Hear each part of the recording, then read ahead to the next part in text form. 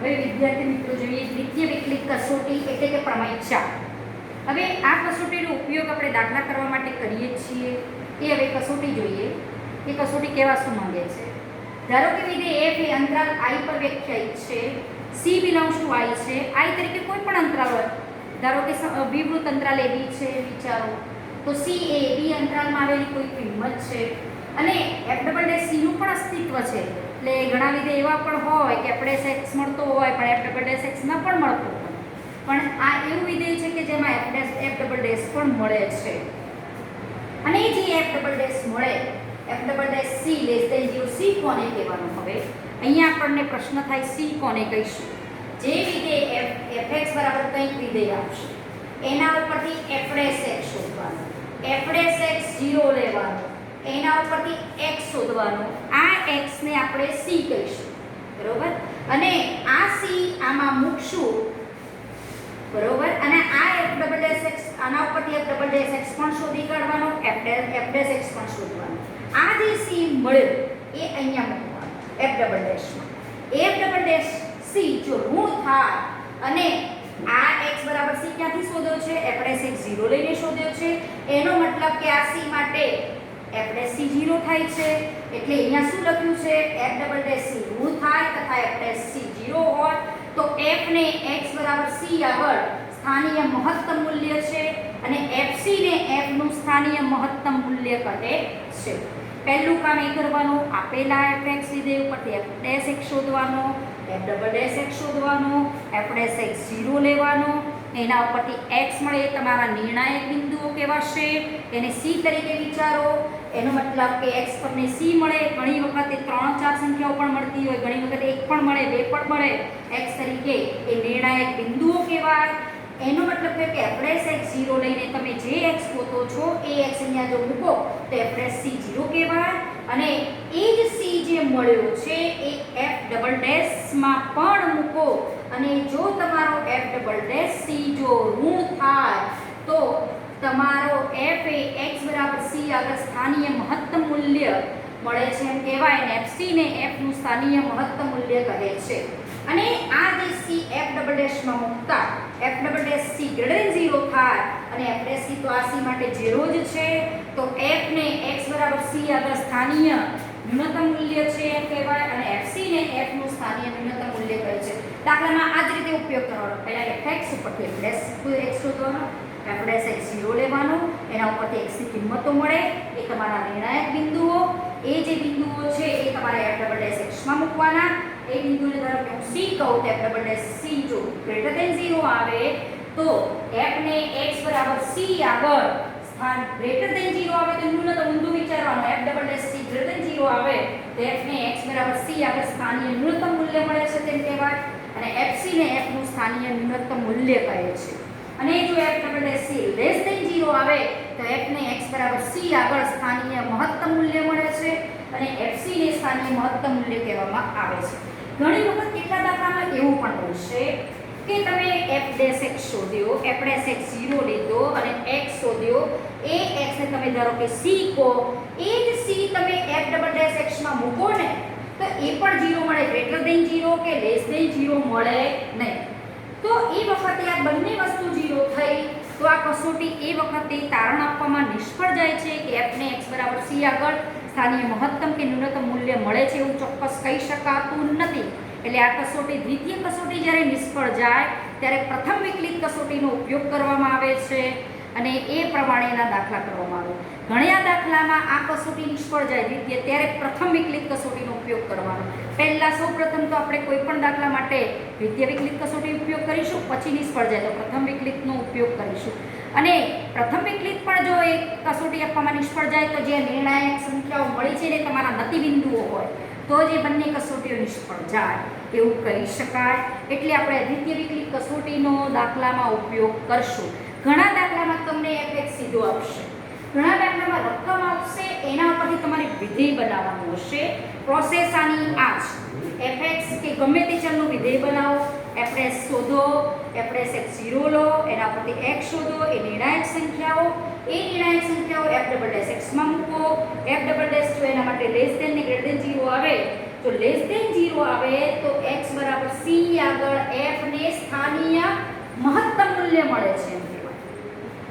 આ x c તરીકે અહીંયા મૂકો તો આપણે એક 0 લઈને તો તમે c શોધ્યો છે, તો c પાછો મૂકો તો આપણે c તો તમને 0 જ મળવાનો. એટલે અહીંયા શું કહે છે, આપણે c 0 હોય ને આપણે c લેસ ધેન 0 હોય તો સ્થાનિય મહત્તમ, આપણે c ગ્રેટર ધેન 0 આપણે c 0 તો સ્થાનિય ન્યૂનતમ. અને આ બંને જો 0 હોય એવા સંજોગોમાં તો દ્વિતીય વિકલક કસોટી ઉપરથી કોઈ નિર્ણય કરી શકતા નથી. ત્યારે આપણે પ્રથમ વિકલિતનો પણ ઉપયોગ કરીએ છીએ. અને ઘણા દાખલા પ્રથમ વિકલિત પણ નિષ્ફળ જાય તો આ જે બિંદુઓ f'(x0) લેવાથી મળ્યા છે એ તમારા નથી બિંદુ હોય ત્યારે એ બંને કસોટીઓ નિષ્ફળ જતી હોય છે. તો એ વિધેયને સ્થાનિય મહત્તમ કે ન્યૂનતમ મૂલ્ય મેળવી શકતા નથી. હવે તમને આ માટે ઉદાહરણ 31 પણ આપેલું છે, 32 આપેલું છે, એ થોડો ટ્રાય કરજો. અને 34, 35 ને 36 ધારો કે બધા જ દાખલામાં તમારે આ વસ્તુનો ઉપયોગ કરવાનો છે. હવે એક બીજી પણ હતું કે સંવૃત અંતરાલમાં વ્યાખ્યાયિત વિધેયોના આત્યંતિક મૂલ્યો કઈ રીતે શોધવા. આત્યંતિક મૂલ્ય કઈ રીતે શોધવા અને વૈશ્વિક મહત્તમ અને વૈશ્વિક ન્યૂનતમની પણ થોડી વાત કરી લઈએ. વૈશ્વિક મહત્તમ કોને કહેવાય અને વૈશ્વિક ન્યૂનતમ કોને કહેવાય અને આત્યંતિક મૂલ્યો એટલે શું. હવે એક આપણે ઉદાહરણથી સમજીએ કે આત્યંતિક મૂલ્ય એટલે શું. આત્યંતિક મૂલ્યો કોને કહેવાય. જો તમને પેજ નંબર 190 પર પેજ આપ્યું છે 6.61 માં સંવૃત અંતરાલમાં વ્યાખ્યાયિત વિધેયોના આત્યંતિક મૂલ્યો.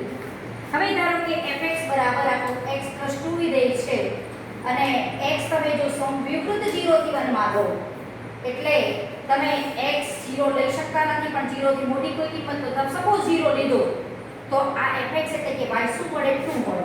આ 0 1 2 3 આ 1 2.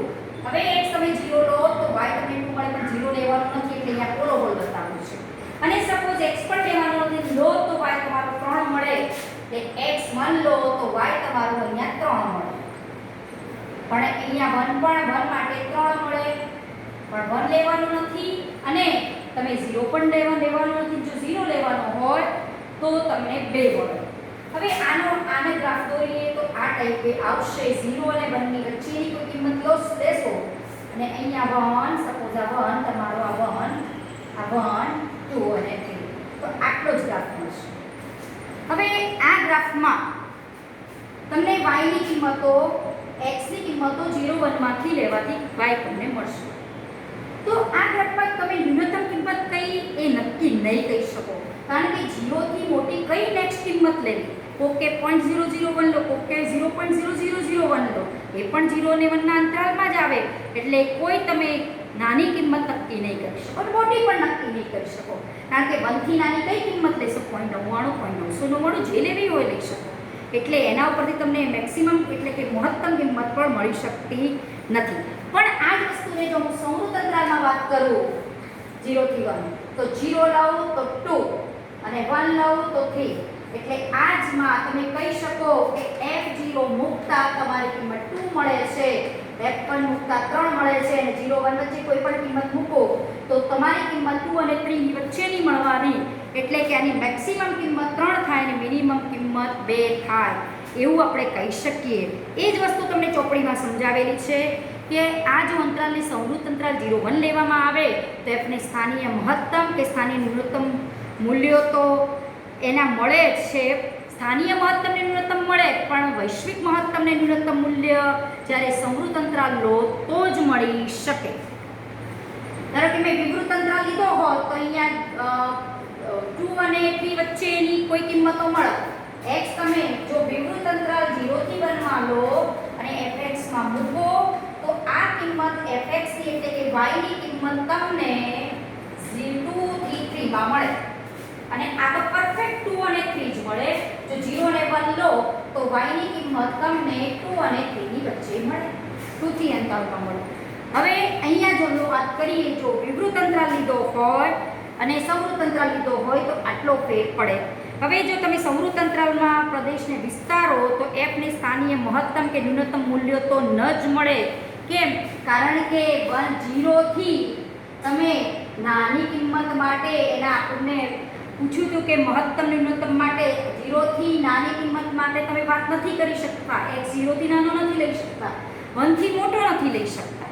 એટલે 1 થી જે 1 પ્લસ h ને 1 માઇનસ h લેવાની વાત છે એમાં તમને ખાલી આ 1 ધારો કે હું મૂકવા 0 ને 1 તો આ મારો 0 માઇનસ h કહેવાય 0 પ્લસ h કહેવાય પણ 0 થી 1 માં 0 થી નાની કોઈ કિંમત ન લઈ શકો એટલે 0 થી 0 પ્લસ h વચ્ચે જ વાત કરી શકો અને અહીંયા 1 ની વાત કરું તો અહીંયા 1 માઇનસ h ને 1 પ્લસ h મળે તો 1 માઇનસ h થી 1 ની કિંમત માટે તમે y શોધી શકો છો 1 થી 1 પ્લસ h માટે તમને f ડેશ x કંઈ કશું મળતું નથી તો તમે એમ એટલે જ કીધું છે કે જો વિધેય f એ સંવૃત્ત 0 થી 1 અને વિવૃત્ત 0 થી 1 માં બંનેમાં સતત તો છે એટલે જ આગળ કીધું છે કે f જો વિવૃત્ત 0 થી 1 માં સતત છે પણ તેના મહત્તમ કે ન્યૂનતમ મૂલ્ય નથી કારણ કે 0 થી 1 માં લઈએ તો 2 અને 3 ની વચ્ચેની કિંમત આવે પણ કઈ એક્ઝેક્ટ આવે મહત્તમ ને ન્યૂનતમ કહી શકતા નથી પણ આ જ પ્રદેશને જો સંવૃત્ત 0 થી 1 માં કહેવામાં આવે તો એની મહત્તમ મૂલ્ય 3 મળે અને ન્યૂનતમ મૂલ્ય 2 મળે છે કયા બિંદુ આગળ મહત્તમ મળે છે x 1 આગળ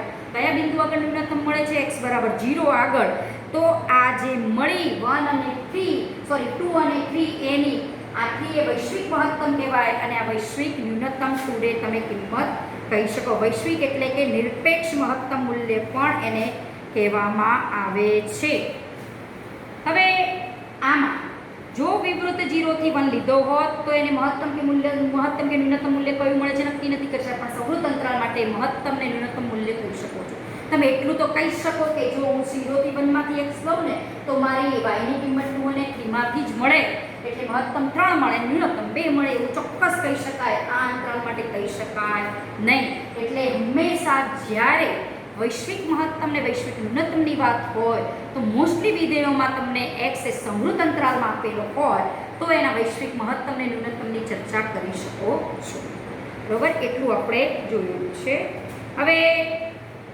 ઘણી વખતે જે પ્રમેય આપણને 5 આપેલો છે અને પ્રમેય 6 આપ્યો છે એ વૈશ્વિક મહત્તમ ને ન્યૂનતમ માટેનો પ્રમેય છે હવે એમાં ઘણી વખતે તમારી સ્થાનીય મહત્તમ કિંમત એ જ તમારી વૈશ્વિક મહત્તમ કિંમત પણ હોઈ શકે અને તમારી સ્થાનીય ન્યૂનતમ કિંમત પણ વૈશ્વિક ન્યૂનતમ કિંમત હોઈ શકે એવા ઘણા દાખલા છે અને ઘણી વખત એવું પણ બને કે તમારી વૈશ્વિક મહત્તમ કિંમત એ સ્થાનીય મહત્તમ ના પણ હોય એટલે એવું જરૂરી નથી કે સ્થાનીય મહત્તમ કિંમત જ તમારી વૈશ્વિક મહત્તમ હોય અને સ્થાનીય ન્યૂનતમ કિંમત જ તમારી વૈશ્વિક ન્યૂનતમ કિંમત હોય એવું હોતું નથી હવે જ્યારે વૈશ્વિક મહત્તમ કે ન્યૂનતમ કિંમત શોધવાની હોય ત્યારે તમને એક ઉદાહરણ આપ્યું છે 39 અને એ સમજી પહેલાં તો સ્થાનીય મહત્તમ ને સ્થાનીય ન્યૂનતમ શોધવા માટે દ્વિતીય વિકલિત કસોટી વાપરવાની પછી જે એના એન્ડ પોઈન્ટ હોય ત્યાં એફની કિંમતો શોધવાની અને એ તમારી પછી એમાંથી જે મેક્સિમમ હોય એને વૈશ્વિક મહત્તમ કહેવાનું એટલે એક દાખલો કરીએ કે વધારે ખબર પડશે કે વૈશ્વિક મહત્તમ ને વૈશ્વિક ન્યૂનતમ મૂલ્યો કઈ રીતે શોધવા અને આ જે આત્યંતિક મૂલ્યો જે છે એને આપણે આ દાખલામાં જોઈએ તો આ જે આત્યંતિક મૂલ્યો કે તરીકે પણ ઓળખાય છે જે 2 અને 3 શોધ્યા એ આપણા આત્યંતિક મૂલ્યો તરીકે પણ ઓળખાય છે હવે અહીંયા ઉદાહરણ 39માં આપ્યું છે વિધેય fx બરાબર ઉદાહરણ 39માં આપ્યું છે વિધેય fx બરાબર 2x³ - 15x² plus 36x plus 1 x belongs to 1 થી 5 જ્યારે સંવૃત્ત અંતરાલ હોય ને ત્યારે વૈશ્વિક મહત્તમ ને ન્યૂનતમ મૂલ્ય મળે ખાલી તમને પરીક્ષામાં ઘણી વખત એટલું જ કહેશે કે આ વિધેયના મહત્તમ ને ન્યૂનતમ મૂલ્યો શોધો તો વૈશ્વિક મહત્તમ ને વૈશ્વિક ન્યૂનતમ પણ આવે ને સ્થાનીય મહત્તમ ને સ્થાનીય ન્યૂનતમ મૂલ્ય પણ આવે પહેલું કામ કરવાનું f' શોધવાનું f' શોધ્યા પછી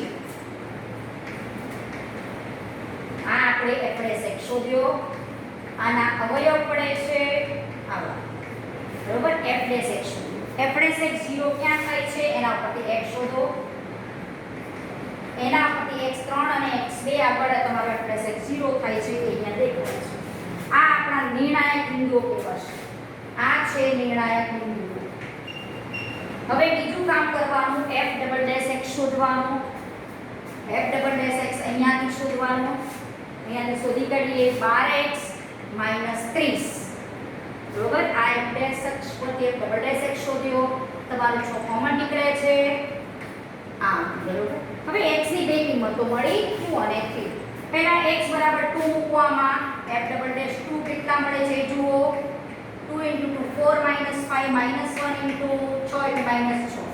x બરાબર 2 માટે f double dash 2 less than 0 મળ્યો એટલે કહેવાય દ્વિતીય વિકલિત કસોટી પરથી f ને x બરાબર 2 આગળ સ્થાનીય ન્યૂનતમ કિંમત નહીં પણ મહત્તમ કહેવાની લેસ ધેન 0 તો મહત્તમ ઊંધું લેવાનું છે સ્થાનીય મહત્તમ કિંમત મળે છે અને તે કઈ મળે છે એ પણ ગોતી દેવાની f2 x2 માં મૂકો f2 મૂકો એટલે 2 નો ઘન 8 2 નો ઘન 4 15 ચોક 60 પ્લસ 36 72 વત્તા 1 એટલે આવશે 16 60 વત્તા 72 વત્તા 1 એટલે આ આવશે આ કરો બાદબાકી -60 વત્તા 72 એટલે 12 12 ને 13 વત્તા 16 એટલે 29 એટલે મારી અહીંયા મહત્તમ કિંમત સ્થાની આવશે f2 એટલે 29 પછી f ડબલ ડેશ માં x ની કિંમત 3 મૂકો તો શું થાય છે જુઓ 3 મૂકો એટલે 6 3 દુ 6 5 1 * 6 એટલે 6 ગ્રેટર ધેન 0 માટે દ્વિતીય વિકલિત કસોટી પરથી કહી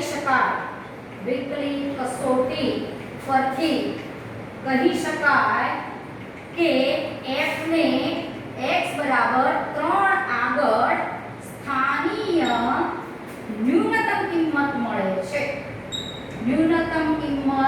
છે કઈ મળે છે કારણ કે f double dash 3 greater than 0 આવ્યો તો સ્થાનીય ન્યૂનતમ મળે છે અને તે કઈ મળે f3 જેટલી એ આપણે અહીંયા શોધી કાઢીએ f3 શોધો એટલે 3 3 9 27 54 3 મૂકો 3 નો વર્ગ 9 9 15 9 આ 135 અને અહીંયા 3 મૂકો 36 ગુણ્યા 3 108 પ્લસ 1 એટલે f3 તમે સરવાળો બાદબાકી કરશો તો તમને અહીંયા f3 મળશે લગભગ 28 મળશે એ કરી દો બાદબાકી સરવાળો જુઓ અહીંયા 54 ને 55 108 + 55 એટલે થાય 163 અને આ કરો 8 5 13 નો કરો એટલે થાય 163 28 મળી ગયા હવે f3 તમને 28 મળે પહેલા તો f ડેશ x શોધે f ડેશ x 0 લઈને x શોધે નિર્ણાયક સંખ્યા ડબલ ડેશ માં મૂકી એની ચિહ્ન ઉપરથી આને મહત્તમ ન્યૂનતમ નક્કી કર્યા પછી અહીંયા વાત હતી સમૃદ્ધ અંતરાલમાં લેવાની તો x તરીકે તમે 1 પણ લઈ શકો આ શું થઈ ગયું આ ગ્રાફ પર મળતો છે હું એક્ઝેક્ટ દોરતી નથી ધારો કે 1 ને 5 આગળ મળે છે આ ગ્રાફ 1 થી 5 માં આ ગ્રાફ દોર્યો છે અને એના બાઉન્ડરી પોઈન્ટ પણ તમારે 1 અને 5 પણ લેવાના છે એના વચ્ચે 2 આગળ શું થયું 2 આગળ એને સ્થાનીય મહત્તમ કિંમત મળી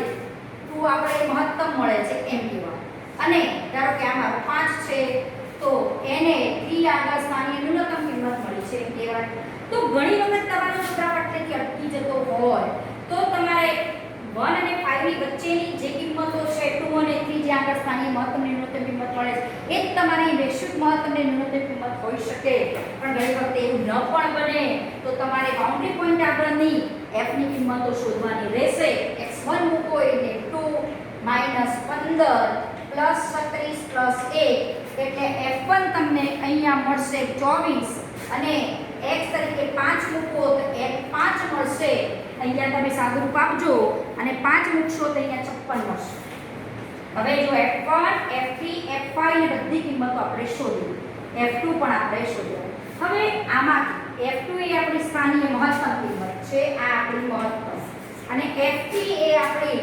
સ્થાનીય ન્યૂનતમ કિંમત છે અને આ બંને બાઉન્ડરી પોઈન્ટ આગળની કિંમત છે એટલે આ સ્થાનીય મહત્તમ આ સ્થાનીય ન્યૂનતમ અને બાઉન્ડરી પોઈન્ટ આગળની કિંમત ઘણી વખત બાઉન્ડરી પોઈન્ટ આગળની કિંમત જે વૈશ્વિક મહત્તમ હોઈ શકે વૈશ્વિક મહત્તમ અને ન્યૂનતમ ઘણી વખત ગ્રાફ ઊંચો જતો હોય આના કરતાં પણ ઊંચી વેલ્યુ હોય તો 5 આગળની એટલે આપણે એના બાઉન્ડરી પોઈન્ટ આગળની કિંમતો શોધવાની રહેશે તો તમારી વૈશ્વિક મહત્તમ કિંમત થશે વૈશ્વિક મહત્તમ એટલે આમાંથી જે મોટી હોય તે બધા બાઉન્ડરી પોઈન્ટ આગળની કિંમતો આ 29 છે 28 24 ને 56 એમાંથી મોટા કોણ એટલે આ f2 f3 f1 અને f5 એમાંથી જે મેક્સિમમ હોય તે તો આ 29, 28, 24 ને 56, તેમાંથી મેક્સિમમ કોણ છે 56, તો આની વૈશ્વિક મહત્તમ કિંમત 56 અને વૈશ્વિક ન્યૂનતમ કિંમત તમે જુઓ તો આમાંથી F2 F3 અને આમાંથી જે મેક્સિમમ હોય વૈશ્વિક મહત્તમ અને આમાંથી જે મિનિમમ હોય F2 F3 F1 અને F5 માંથી જે મિનિમમ હોય એ તમારી વૈશ્વિક ન્યૂનતમ કિંમત કહેવાશે.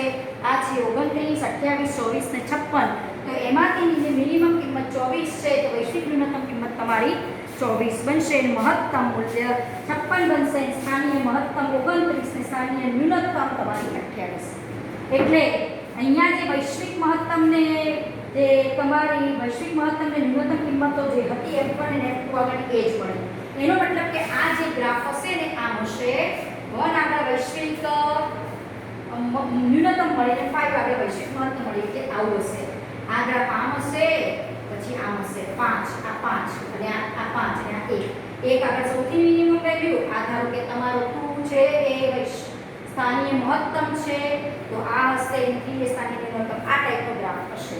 તો આ જે તમારી 1 ને 5 આગળની જે કિંમત છે બાઉન્ડરી પોઈન્ટ આગળની એ જ તમારી વૈશ્વિક મહત્તમ અને ન્યૂનતમ કિંમત બને છે.